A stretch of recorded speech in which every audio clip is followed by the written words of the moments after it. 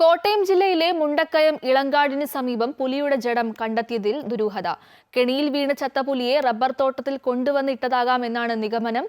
പുലിയുടെ ജഡം ശനിയാഴ്ച പോസ്റ്റ്മോർട്ടം നടത്തും. വെള്ളിയാഴ്ച രാവിലെയാണ് ഇളങ്കാട് വാഗമൺ റോഡിന് സമീപമുള്ള റബ്ബർ തോട്ടത്തിൽ പുലിയുടെ ജഡം കണ്ടെത്തിയത്. സമീപവാസികൾ വിവരമറിയിച്ചതിനെ തുടർന്ന് വനം വകുപ്പ് ഉദ്യോഗസ്ഥർ സ്ഥലത്തെത്തി പരിശോധന നടത്തി. കഴുത്തിനു പരിക്കേറ്റാണ് പുലി ചത്തതെന്നാണ് പ്രാഥമിക നിഗമനം. കാട്ടുപന്നി പോലെയുള്ളവയെ പിടികൂടാൻ സ്ഥാപിക്കുന്ന കുടുക്കിൽ വീണ് ചത്ത പുലിയുടെ ജഡം റബ്ബർ തോട്ടത്തിൽ കൊണ്ടുവന്ന് ഇട്ടതാകാം എന്നാണ് സംശയിക്കുന്നത്. പുലിയുടെ കഴുത്തിൽ മാരകമായ മുറിവിന്റെ പാടുകളുണ്ട്. ശനിയാഴ്ച പുലിയുടെ ജഡം പോസ്റ്റ്മോർട്ടത്തിന് വിധേയമാക്കും. മരണകാരണം ഇതിലൂടെ മാത്രമേ സ്ഥിരീകരിക്കാനാകൂ. കഴുത്തിന് പരിക്കേറ്റതിനെ തുടർന്നാണ് പുലി ചത്തതെങ്കിൽ അത് എങ്ങനെ എവിടെ വച്ച് നടന്നു എന്ന് കണ്ടെത്തേണ്ടതുണ്ട്. പുലിയുടെ ജഡം കാണപ്പെട്ട ഇളങ്കാട് മ്ലാക്കര മേഖലയിൽ മുമ്പെങ്ങും പുലിയുടെ സാന്നിധ്യം റിപ്പോർട്ട് ചെയ്യപ്പെട്ടിട്ടില്ല. ഇതും സംഭവത്തിന്റെ ദുരൂഹത വർദ്ധിപ്പിക്കുന്നുണ്ട്.